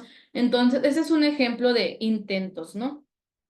Y el otro es incrementar el patrón de las excepciones, generalizando los recursos y experiencias positivas hacia el estado óptimo e ideal, conectando con una meta terapéutica que cuando utilizamos este modelo en las sesiones, desde la primera sesión, si es posible, establecemos una meta, es decir, me siento triste, me siento desmotivado, me duele mucho, creo que no voy a poder salir de esto, y entonces de ese estado en el que esa persona se siente, cree que está, vamos a llevarlo a establecer, ok, ¿a dónde quieres llegar? Y eso va a ser la meta. ¿Te sientes así? Por esto y por esto y por esto, podemos normalizar, podemos hacer reencuadres normalizadores, podemos hacer reencuadres resignificativos, podemos hacer reencuadres psicoeducativos, hablarles de la resiliencia, hablarles de la adversidad, recomendarles algún libro, bibliografía que hable de estos temas. Al final les voy a mostrar algunos libros y algunas películas que incluso yo he visto y a mí me gusta incluso recomendar a mis consultantes de temas de resiliencia, de historias de éxito, para que entonces la persona, y claro, utilizando muchísimas otras técnicas más como lo es la meta, con la pregunta milagro, que tiene dos funciones, que es que el cliente visualice su futuro sin el problema y que el cliente o que el consultante o el paciente, como no sé cómo ustedes le llaman más a sus consultantes, pueda darnos los indicadores que nos van a indicar, no solamente a nosotros, sino a él o a ella misma, que está avanzando hacia acá y no se sigue quedando aquí o está peor, ¿sí? Hay quienes te dicen, pues de estar triste, de estar con este dolor, de sentirme en un hoyo, de sentirme en caos, quiero sentirme pues con este optimismo de que las cosas van a ser favorables. Quiero pensar que tener una esperanza, ¿no? Porque muchos de ellos a veces tienen como, les ha llegado esta desesperanza y muchísimos otros síntomas más. Entonces, ok, ¿qué te haría sentir o cómo te darías cuenta?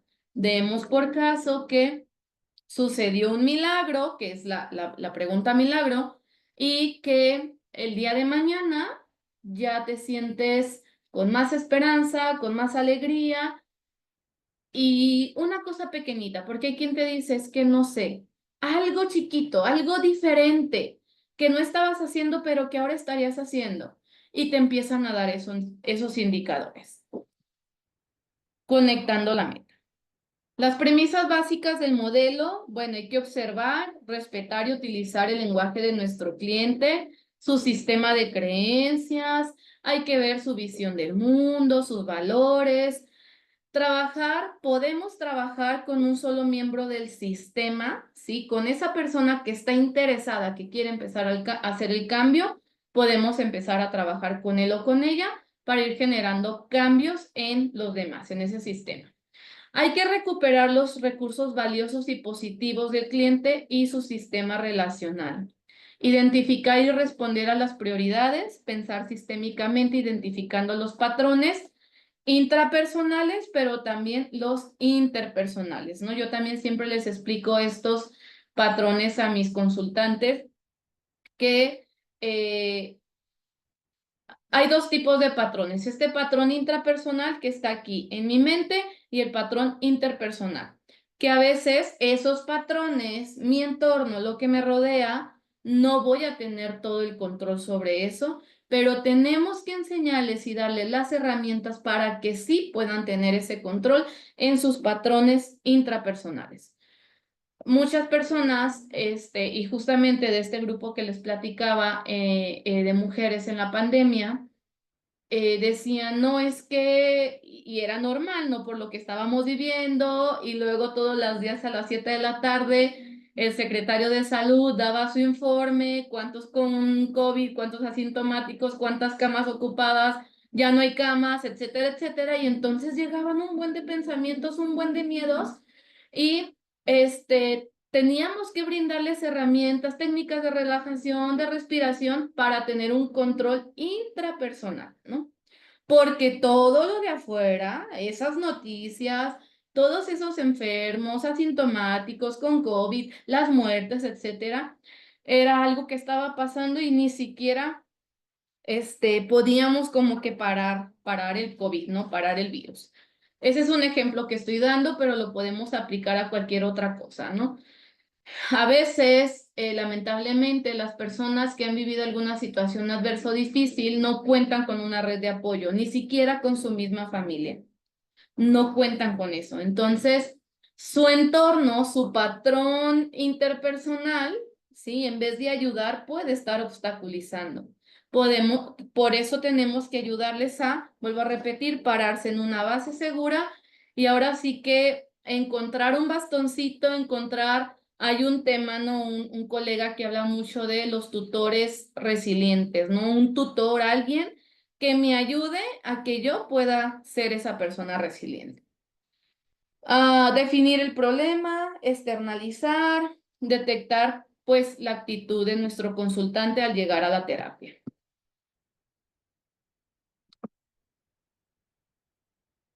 Bueno, el ser humano sabemos que está lleno de cualidades y habilidades, pero que en ocasiones por las circunstancias, adversidades, dificultades de la vida, eventos que no esperábamos vivir, pareciera que se quedan ocultas esas capacidades, esos recursos, sin embargo, poseemos de una impresionante capacidad que es la resiliencia.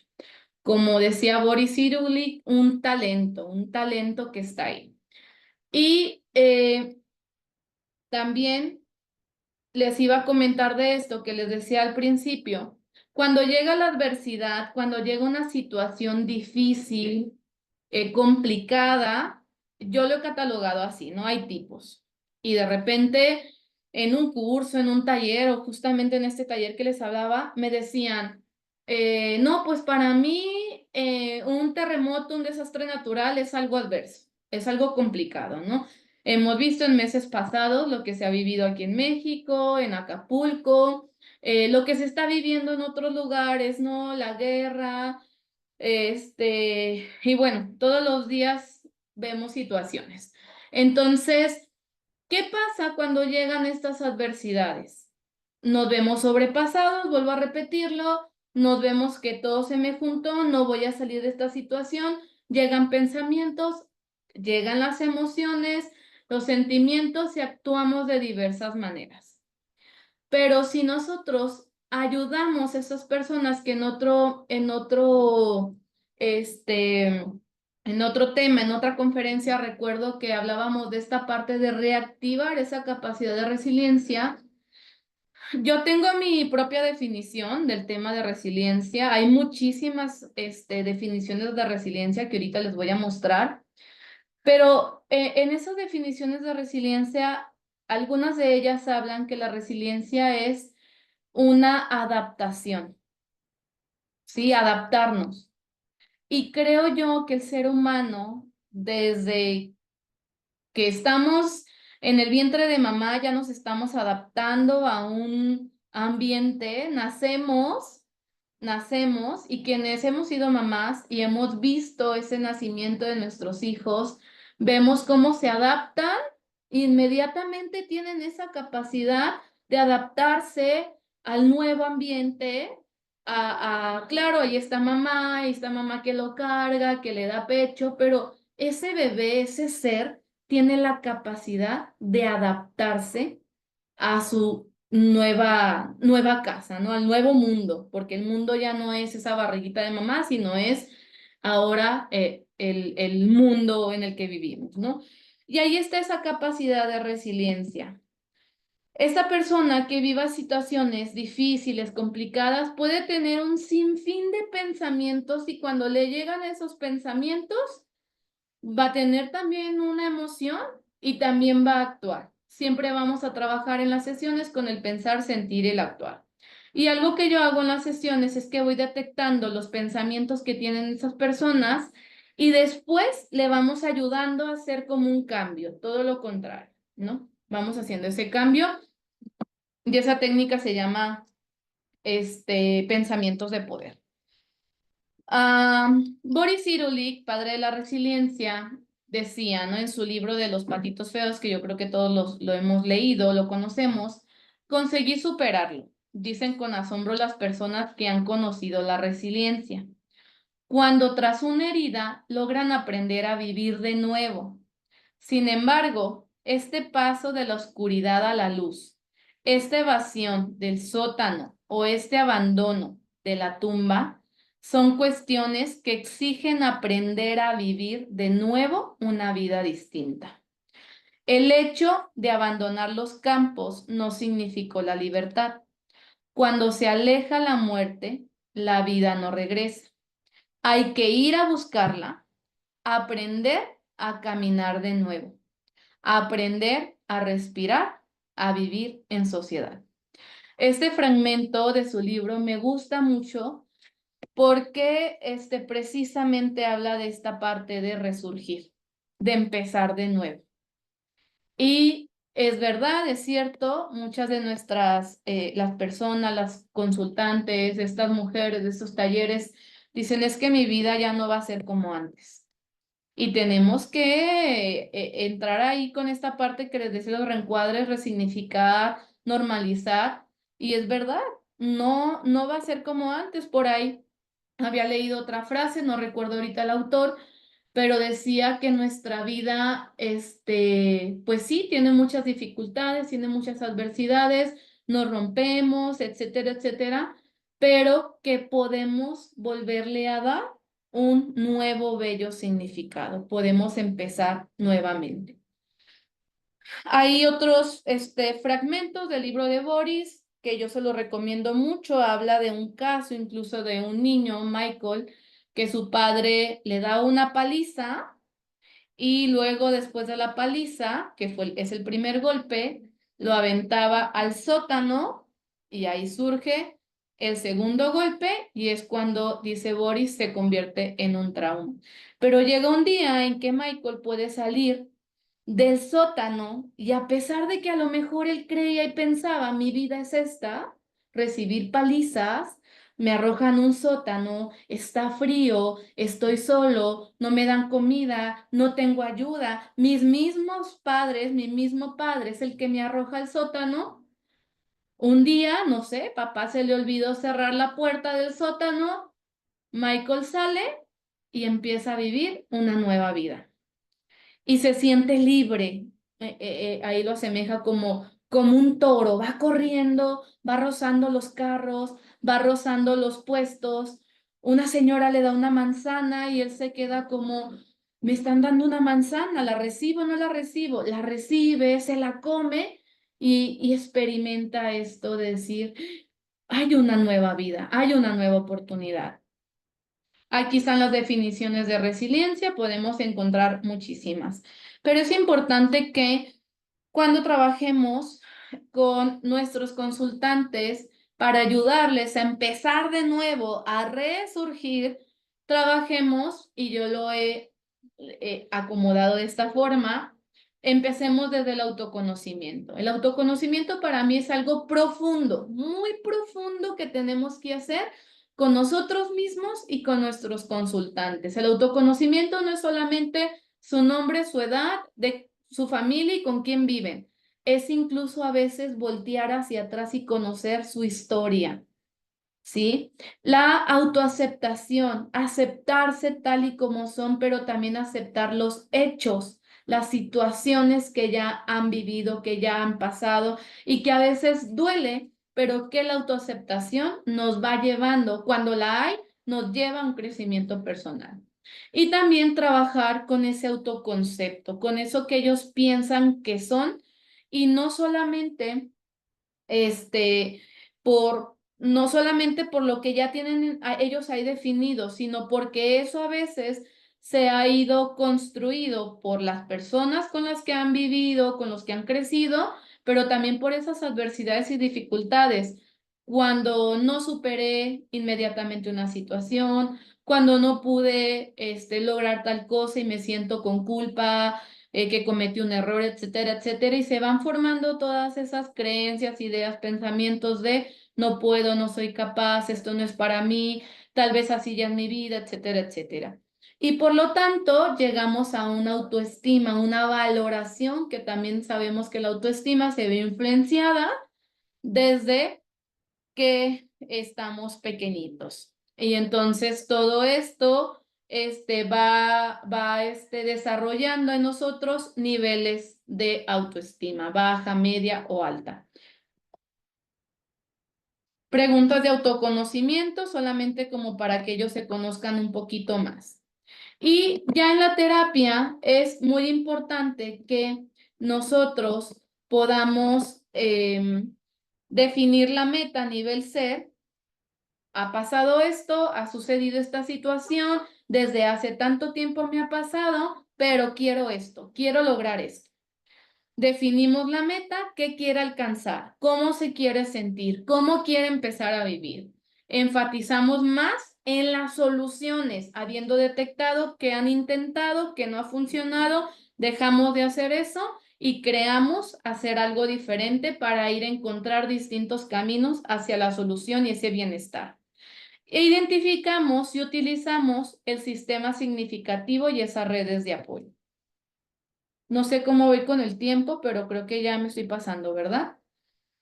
Esa es la estructura hipnoamnésica, que si se las explico por columna es muy larga de explicarla, porque esta primera estructura o esta guía tal cual la ven, la podemos utilizar desde el primer día en la consulta y nos ayuda bastante a llevar el proceso de nuestros consultantes. Pero cuando detectamos sus lados fuertes, sus logros, porque no todo ha sido difícil y complicado, vamos a tener que ayudarles a identificar sus logros.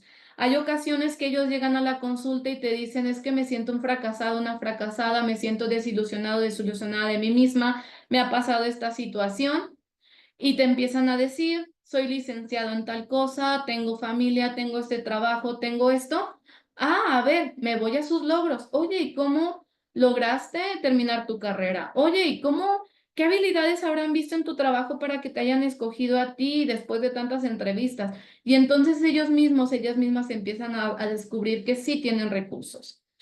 Y detectando esos recursos, esos logros, cómo se sienten, cómo ya no quieren estar, que por la situación difícil, adversa, complicada, traumática, como le queramos llamar, piensan, creen y sienten que ya no va a haber algo diferente. Establecemos la meta, ¿sí?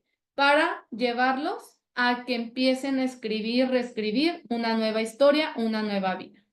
Vamos Estos son ejemplos. a acercarnos a la conclusión, ponente. Sí, estas son los ejemplos de cómo establecer la meta, preguntarle qué si quiere, cómo se quiere sentir. Este es un caso de una doctora que al final ella quería sentirse más feliz, más motivada, se estaba sintiendo muy triste y muy desmotivada y dice quiero estar feliz y motivada. Su red de apoyo es esposo, hermanas y mascotas. Identificamos fortalezas y logros. Lo vamos haciendo de esta manera, ya que toda persona tiene el deseo natural hacia la salud y hacia los recursos necesarios para poder lograr su bienestar y su crecimiento. Entonces, hay que buscar rescatar esas fortalezas de la vida de la persona, ayudarle a que pueda encontrar ese bienestar, darles esperanza, porque sí es posible hacerlo. Que se sienta satisfecho, alegre y encuentre el placer. Le podemos dejar algunas tareas y, bueno, Les dejo aquí algunas recomendaciones de libros, de películas, y como dijo Víctor Frank en su libro El hombre en busca del último sentido, quienes llegamos a vivir en los campos de concentración recordamos a los hombres que iban de una barranca a otra consolando a los demás, dando su último pedazo de pan. Tal vez no hayan sido muchos, pero dan prueba suficiente de que a un hombre se le puede quitar todo excepto una cosa, la última de sus libertades, la de escoger su actitud frente a cualquier situación dada, la de elegir su camino. Muchas gracias. Muchas gracias, maestra, contundente final. Ojalá podamos regresar la presentación a la parte de las recomendaciones, muy seguramente será de interés. Y en lo que eso sucede, pues ha sido un gusto poder escucharle con mucha atención. Veo, ¿no?, estas dos vías para el cambio que consiste en disminuir estos patrones problemáticos y concentrarnos en aumentar los patrones que sí están jalando, que sí están funcionando. Para entonces, como lo dicta el modelo que he expuesto, invitar al consultante o a los consultantes a imaginar ese futuro sin el problema, a partir de ahí obtener estos indicadores, construir esta meta y como lo mencionó, esta técnica de la pregunta escala, que son una serie de preguntas para volver cuantitativo lo cualitativo, volviendo así la sesión bastante breve y dejando que el cliente sea el que haga la gran parte, ¿verdad? Entonces, pues bueno, ¿alguna pregunta por parte del público?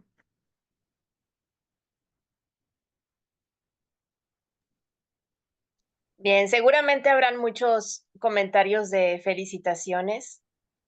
Yo quiero ser el número uno. Muchas felicidades, colega Hazel Martínez. Me encantó la parte donde dijiste, hay muchos significados de resiliencia, pero yo tengo el mío. Eso estuvo genial, ¿no? Porque yo también tengo el mío. Yo creo que todos tenemos el propio, porque en algún momento nos hemos enfrentado a una situación en la vida donde como que no todo era rosa, ¿no? La burbuja en la que estaba y hay que retomar el camino, hay que seguir. Y yo me quedo con esta frase que creo que es de la asociación Acompaña, donde dice, el amor es más fuerte que el dolor. Entonces, todos de alguna forma, digo, experimentamos el dolor, pero lo que nos saca también de ahí, más que nuestra capacidad y nuestra habilidad y todo esto, es el amor. El amor propio, el amor de los demás con nosotros también, y donde pues sabemos que tenemos que construir, que ha sido otra palabra mágica aquí. Me quedo con eso. Muchísimas gracias. Muy bien, Gracias, pues gracias Claudia por la invitación, gracias al consejo y pues aquí estamos para poder seguir colaborando. muchas gracias. También dice, bueno, felicidades, colega, de parte de, no alcanzo a leer ahí, estoy en el celular, ¿eh? Bueno, pasaron una serie de situaciones como a todos en las cosas de la señal, de redes y esto, y bueno, yo no, no me salvé de eso, también me tocó y pues, pero aquí estamos gracias al trabajo en equipo y gracias a todos los que hoy se conectaron. Especialmente también quiero agradecerle a nuestro colega psicólogo Rafael Barrios. Gracias por el apoyo, gracias por estar aquí. De verdad, ha sido una pieza clave para que esto pudiera ser el día de hoy. Y bien, pues felicidades nuevamente a todos los ponentes del día de hoy. Se les hará llegar su constancia por parte del Consejo Mexicano de Psicología por su participación. Y ahora los simposios serán los días martes, segundo martes de cada mes. Entonces creo que así vamos a estar ya más participativos aquí, siendo los días martes. Y así empezaremos en enero, que creo que sería el 11 de enero, martes 11 de enero, si no me estoy equivocando. En punto de las de las 6. No, 14 de enero, martes 14 de enero. En punto de las 6, pues aquí tenemos una cita y pues hasta luego. Que estén muy bien.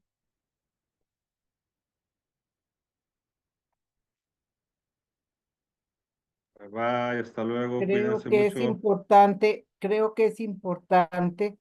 que por favor les digan dónde se pueden registrar para la constancia. Están preguntándome varias personas que están interesados en la constancia, a dónde la pueden solicitar y mediante qué trámite, por favor. Bien, aclaración. La constancia es para los ponentes. Hasta ahorita no hemos dado una constancia a los participantes, pero si así fuera, me pongo a sus órdenes también, dependiendo de lo que diga nuestro presidente Marco.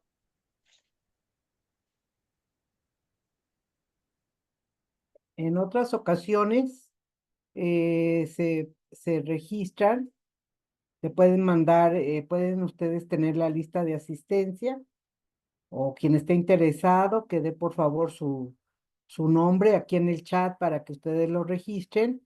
Y me parece que cuando se solicita constancia se paga algo simbólico, no me acuerdo si eran 100 pesos o algo a 150 para dar la constancia, porque ahorita Podría me ser he a través de ocupado. la página de Facebook, podría ser a través de la página de Facebook del Consejo Mexicano de Psicología, solicitándola con los temas, ¿no?, que vimos hoy, con la fecha de hoy. Es que no sé si, Sí, así lo doctor, hemos hecho en otras ocasiones. Yo les sugiero que las personas que están aquí solicitando pongan su nombre completo y nosotros les escribimos o para entregarle la constancia mediante el trámite. Doctora, si me lo permite, acabo de poner aquí en el chat mi correo, las personas que estén presentes y que estén interesadas en poder recibir su constancia, por favor manden su nombre al correo que aparece ahí y les estaremos dando respuesta. Ay, gracias, muchas gracias, Rafa. Rosario, ¿puedo intervenir? Por favor, vamos a darle la palabra a la doctora Lucy, que es nuestra tesorera del Consejo Mexicano de Psicología, tiene toda la palabra. Sí, muchas gracias, bienvenidos, qué bueno que nos han acompañado. Para las constancias es importante que sepan que para los socios hay un costo de 150 pesos, para los no socios 200 pesos y que nos pudieran hacer favor de hacerle llegar la información a nuestro compañero Rafael de que quieren la constancia, su comprobante y un correo, por favor, para poder enviarles la constancia, porque tenemos la dificultad a veces de que sí nos pagan, pero no sabemos a dónde enviar. Entonces serían esos 3 datos, su comprobante de el que requieren su constancia, si son socios o no, y el correo a donde se los tenemos que enviar. Y sí, Rafael ya nos haría favor de Claro. compartirlo con nosotros. Muchas gracias, Rafael. Lucía, una cosa, podríamos poner, tenemos a la mano el número de cuenta para que pueda hacerse el depósito. Sí, ahorita lo pongo. Muchas gracias. Gracias. Bien. ¿Quién más que nuestra tesorera? Gracias. Por otra parte, les recuerdo que tenemos la página de Facebook, Consejo Mexicano de Psicología, para que por favor pues le den seguir. Aquí va a aparecer también la grabación, le dan like, le dan compartir. Y bueno, pues ya nada más esperamos que pongan en el chat la información para retirarnos, por favor. Muchas gracias.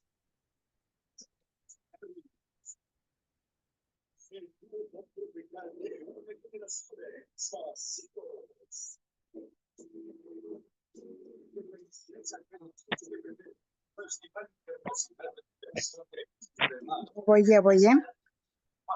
Sí, sí. Sí. No sé si ya se dejó de grabar en Facebook o seguimos grabando. Porque aquí no puedo mirar yo, estoy en el celular.